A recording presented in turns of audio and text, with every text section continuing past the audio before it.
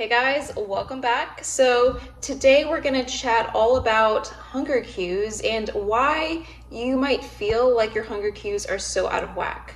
This is a highly requested topic, and today we're going to dive into some of the top 7 reasons your hunger cues are not reliable. And don't hate me, I still have not got my camera updated because I have a new computer and for some reason I cannot upload the files off my camera into the computer. So we are using my phone, we're just gonna roll with it and we're just going with iPhone quality. The top and most obvious reason here is having a history of undereating or chronic dieting. Because when you have been undereating for quite a long time, your hunger cues most likely are going to be blunted. And I often actually work with clients who experience bouts of not feeling hungry and then having bouts of extreme hunger. So why the heck does this even happen? Your body is very, very smart. So when you start decreasing the amount of energy that your body is getting every single day, so like let's say, for example, you were eating 2,000 calories a day and decided, I'm just gonna start eating 1,000 calories a day. Your body is going to adapt to that. It's gonna slow down your metabolic rate. So this way you are conserving more energy to prioritize the energy that's coming in towards the most important parts of your body, your vital organs. And when you diet, your hunger and fullness hormones actually do shift as well. So our hunger hormone is called ghrelin. So ghrelin is a hormone produced in the stomach and it tells your body when it's time to eat. Leptin is our fullness hormone and this signals to our brain that we are receiving enough food and when to stop eating. So basically it's like our satiety hormone. When we are dieting or under eating, you may experience an increase in ghrelin. So this is actually triggering your body to say, hey, we need more food because we are primed to survive. And if we're not getting enough energy in, your body's going to continue to ask for more. So this may be why when you are dieting, you have all these constant cravings, you're always thinking about food, you feel like you're a bottomless pit, but you also may experience times where hunger is just non-existent. On the contrary, leptin, our fullness hormone, actually decreases the more that you lose weight and the more that you restrict your energy intake. And when leptin levels decrease, you may have a hard time understanding what a comfortable level of fullness feels like. This is going to trigger you to want to continue to eat even after eating a meal.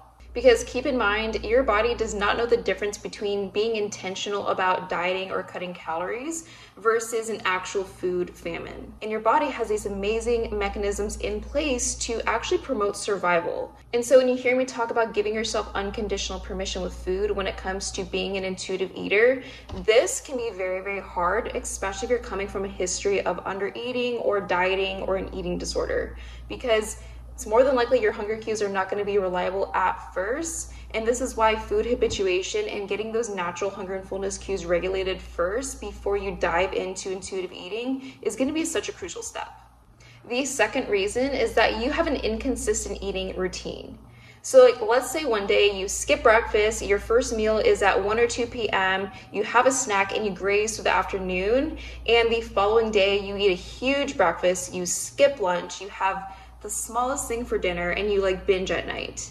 See how different those 2 days of eating are? If your eating routine and schedule is so different day to day, it's gonna be hard to trust when your body's telling you that it's hungry versus full. Something that I do recommend if you feel like you have those inconsistent hunger cues is not necessarily create a food rule around when you need to be eating, but having a pretty consistent eating routine can help. The third reason is that your digestion is probably not doing so hot.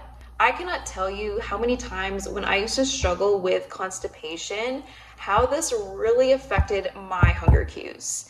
Because when you're constipated, you're backed up. You're like full of bricks. And that can be really uncomfortable. So if digestion is not in a good place, we are not pooping daily, we're gonna feel chronically bloated, we're probably not gonna feel those hunger cues, and it's just gonna throw everything off. So one thing that I do prioritize with the clients that I work with is making sure that our digestion is optimized. Ideally, we want to be pooping every single morning, and we don't need to be relying on caffeine to make this happen. And if you're struggling with constipation, I would definitely check to see how is your fiber intake? Are we getting at least 20 to 35 grams a day? Am I eating enough overall? So if you're under eating, we're likely not going to be setting up our digestion to be in a good place.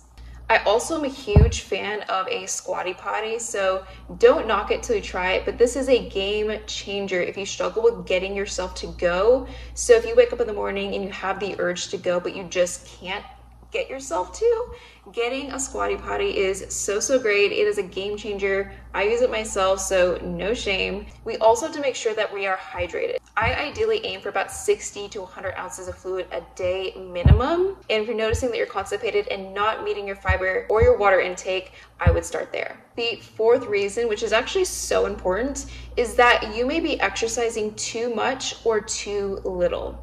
So what do I mean by that? When we are exercising too much, that is a stress on the body. It is a huge stress on the body. And as somebody who loves to exercise myself, there is a point where you could be exercising too much.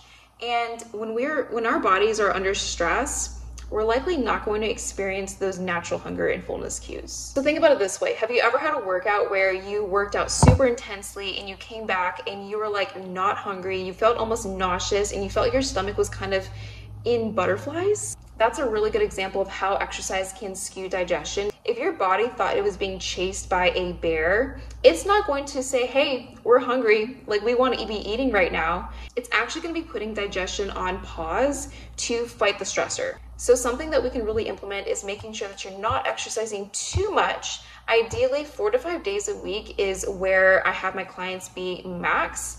Any more than that is going to be a little bit too much unless you are an athlete and you are fueling your body appropriately, but we need to have those rest days. And after exercise, make sure that you are cooling down, giving yourself at least 5 to even 30 minutes of deep breathing, stretching to really allow your body to cool down.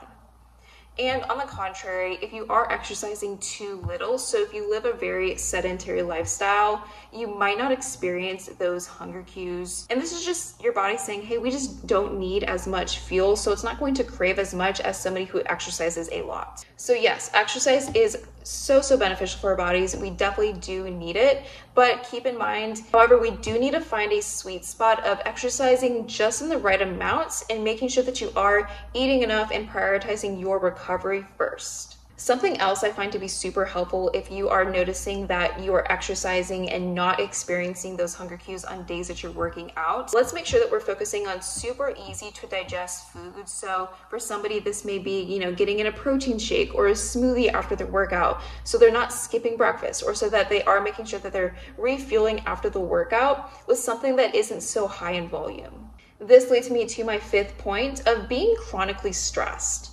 So yes, while exercise can be a stressor on the body, if we're not addressing the other stressors that you have in your life, whether that be work stress, relationship stress, personal stress, maybe you're not taking care of your mental health, these are all super important factors to consider if you're noticing that your hunger cues are way out of whack. So I know for me personally, if I'm super stressed and I don't give myself time to myself to just breathe, I am not going to feel hungry. I'm actually going to feel like I have this pit in my stomach. So making sure that you have a self-care routine in place, or at least giving yourself some time in the day to take deep breaths, decompress, not carry that stress into meal times is going to be so important.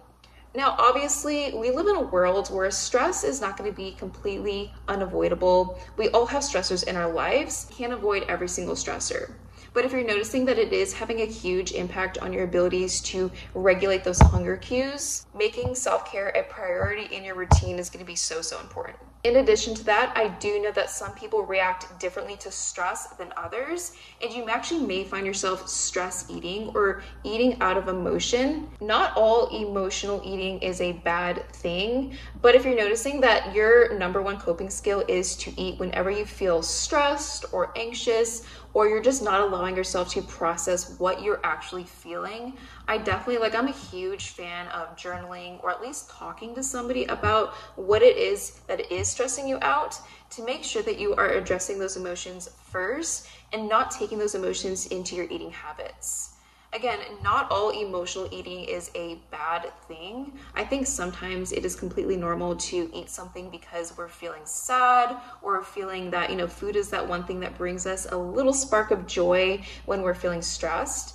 But if you're noticing that you're constantly doing this every single day, every single week, every single time that you're feeling a certain emotion, addressing those emotions through a healthy outlet first is something that I personally recommend. And if you struggle with this and you find that it's really hard for you to get yourself to stop eating out of emotion or binging or actually understanding those hunger and fullness cues, I would definitely love to have you join Nourish to Thrive, which I'm gonna be linking down in the show notes for you. The sixth reason is that your hormones actually play a big role in your metabolism and your appetite. So ladies, you actually might experience certain points of your cycle where you start to feel higher hunger cues. Now, for some people, they may experience more hunger around ovulation. So this is in the middle of your cycle, about 2 weeks before your period. Or you may notice increased hunger in your luteal phase, which is the weeks after you ovulate till your period. If you experience any kind of extreme hunger or cravings for particular foods, you may experience a change in your natural rhythm of eating during this time.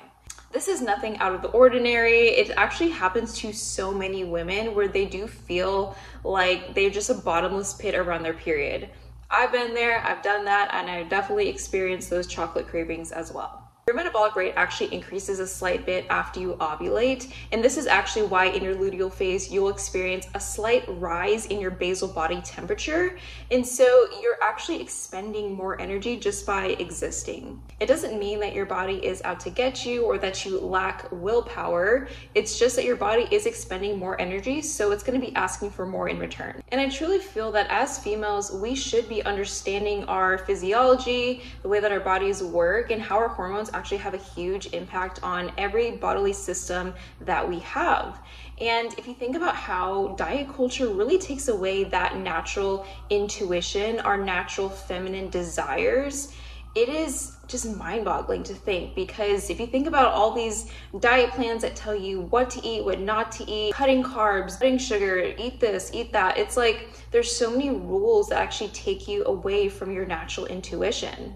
And this may be a topic for another video if you guys are interested, because I love talking about hormones and how this affects everything else in our bodies. But there are going to be certain points of your cycle when, you may feel more energized, you're ready to push yourself into more intense exercise. There may be points in your cycle where you feel more tired, more run down, you're going to have more cravings. And the more that you can understand these natural ebbs and flows that happen as females, it makes you less judgy and criticizing when these periods happen. And the last factor, which is not actually something that is directly influencing your hunger and fullness cues, but something to be mindful about psychologically, is I've worked with so many women who thought they were eating enough food, but when we actually looked at what they were eating in a day, their perception was kind of skewed of what a normal amount of food really looked like.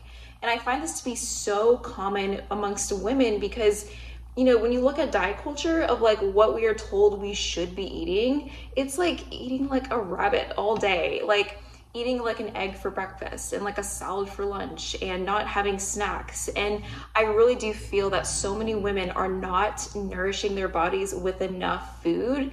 And so because we're so ingrained with these diet rules, these diet behaviors, and like this portion distortion, what feels like a lot of food might actually be a normal amount of food for you. But again, when you're trying to trick your body with all these diet culture hacks, it's going to make it feel like your body is out to get you, which is not the case at all. And one thing that I learned in my own journey and what I love to teach the women in Nourish to Thrive is truly what nourishment is, like what nourishing your body actually feels like. Because when you're so used to feeling the way that you do when you're dieting and following food rules, it is like not even a comparison to how good you could feel when you are fully nourished. And when I say that, I mean like you are tuned into your body, you're eating without food rules, you're not binging, you're not restricting, you are truly just taking care of your body, and and you have the tools to do so. But again, diet culture comes back in, that sneaky little and I'm telling you, it's gonna throw off your abilities to fully nourish your body. If you are interested in joining, again, I'm gonna be linking that down in the show notes. I would love to have you join if you are struggling with restricting, binging, and you just want a more free, healthy relationship with food. you'd be such a great fit for it. Wrapping it up, and I just want to say, if you guys have any questions about anything that I touched on in this video, drop a comment down below and let me know. I am thinking about doing more future sit-down videos just like this. I may kind of dabble with some more day in the life videos as well. Let me know what kind of things you guys like to see and I'll definitely get on it. But I'll see you guys in the next video.